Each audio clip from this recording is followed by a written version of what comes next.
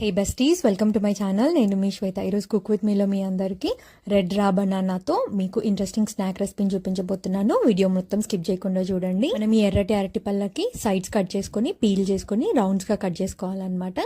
ఇలా రౌండ్స్గా కట్ చేసుకున్న వాటిలోకి ఒక స్పూన్ ఆయిల్ని వేసుకొని, స్పూన్ కారం, ఒక హాఫ్ స్పూన్ కంటే తక్కువ గరం మసాలా, హాఫ్ స్పూన్ కంటే తక్కువ ధనియాల పొడి వేసుకుని, కొద్దిగా శనగపిండి అండ్ అలాగే కొద్దిగా బియ్య పిండిని యాడ్ చేసుకుని బాగా కలుపుకొని పక్కన పెట్టుకోవాలన్నమాట. మనం వీటిని 10 నిమిషాల పాటు పక్కన పెట్టుకున్న తర్వాత హాట్ ఆయిల్లోకి వేసుకొని డీప్ ఫ్రై చేసుకోవాలి.